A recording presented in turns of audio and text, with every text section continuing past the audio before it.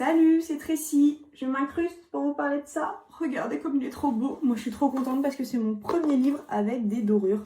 Concernant cette petite chose, je pense que ce livre ne peut pas être comparé aux autres livres que j'ai pu faire, dans le sens où ce n'est pas un livre créatif. Je m'explique. On va pas pouvoir le comparer à un livre méchant, à table ou love story, dans le sens où il n'a pas de thème. Là, en l'occurrence, c'est un chef-d'œuvre. Le titre, c'est chef-d'œuvre. Il peut être comparé, je pense, un peu à des scènes cultes.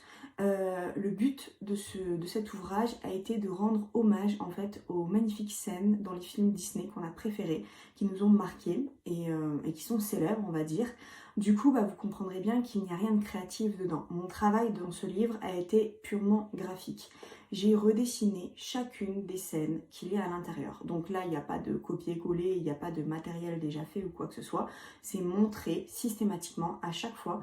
Et je pense que ça a été le livre qui m'a demandé le plus de temps, de travail dessus. Je le vois comme un espèce de petit recueil, un petit grimoire Disney. Et vous n'allez pas forcément retrouver mon imagination ou ma patte ou certaines choses que je vais faire dedans.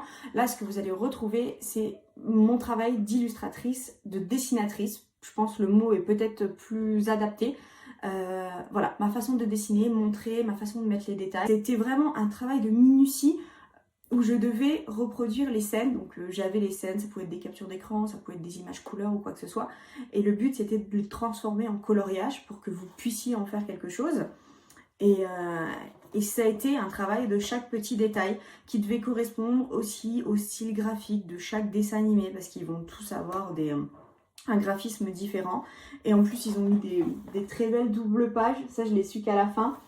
Et par exemple celui-là, ça c'est un bon exemple, ce livre, cette illustration là. Donc effectivement elle est vide, on va pas se mentir. J'ai essayé de caler des fonds, un ciel, etc. où ce n'est pas passé, parce qu'en fait dans le dessin animé en l'occurrence, dans le dessin il n'y en a pas dans cette scène, donc elle devait rester comme ça, elle devait rester identique en fait à la scène originale. Je n'ai pas choisi les scènes moi-même.